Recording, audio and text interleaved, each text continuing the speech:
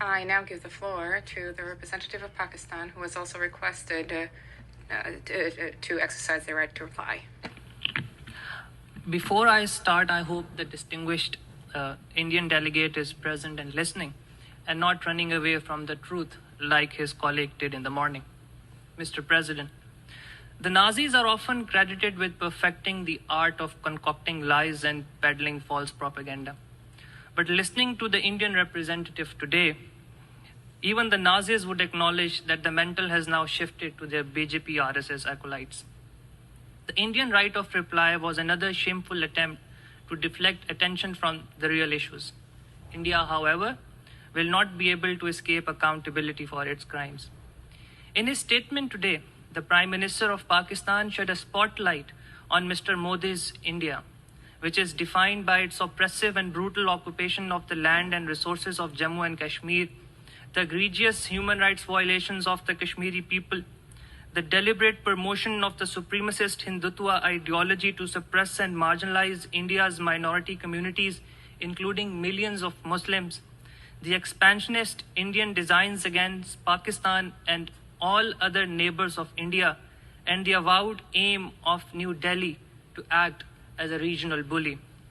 These are all objective realities, Mr. President, not partisan facts.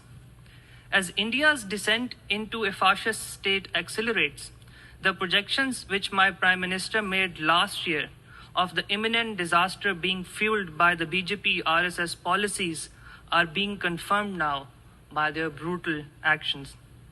We need to look no further than Shaheen Bagh, a Muslim majority neighborhood of Delhi.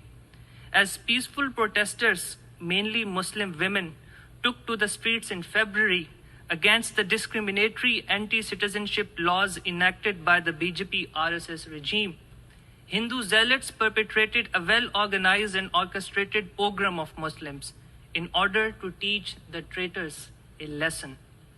Countless Muslims were killed, their homes burned, their properties looted, their places of worship desecrated, all with connivance and complicity of the Indian state.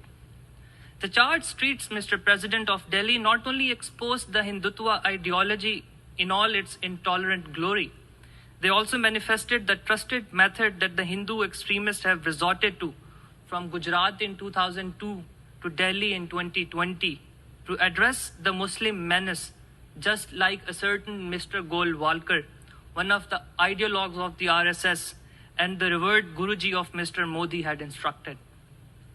Mr. President, it's no secret that the architects of the Gujarat massacre were also the masterminds of the Delhi pogrom. Just like the victims of Gujarat, the victims of Delhi will no doubt search in vain for justice in this new bastion of fascism. Meanwhile, the perpetrators of these crimes will continue to enjoy impunity and will be encouraged to spill more Muslim blood to further consolidate their hold on power and to eliminate all vestiges of India's Islamic heritage by destroying its grand mosques and monuments, just like they did with the Babri Masjid, and an attempt to change India's history by obliterating the 1,000 years of Muslim civilization and culture. It's a tragedy, Mr. President, that state institutions in India have also become the willing agents of this ominous Hindutva agenda. A former Chief Justice, whose last act before retirement was to hand over the site of the destroyed Babri Mosque to the Hindu extremists to construct a Hindu temple in its place, was immediately rewarded with membership of the Indian Parliament. Mr. President, in Jammu and Kashmir, India has no other claim than that of a military occupier.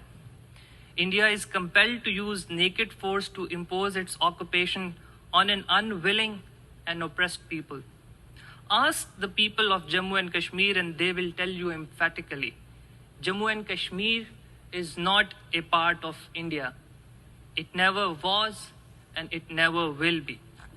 The state of Jammu and Kashmir is an internationally recognized disputed territory. As decreed by the Security Council, the final disposition of the state will be made in accordance with the will of the people, expressed through democratic methods of a free and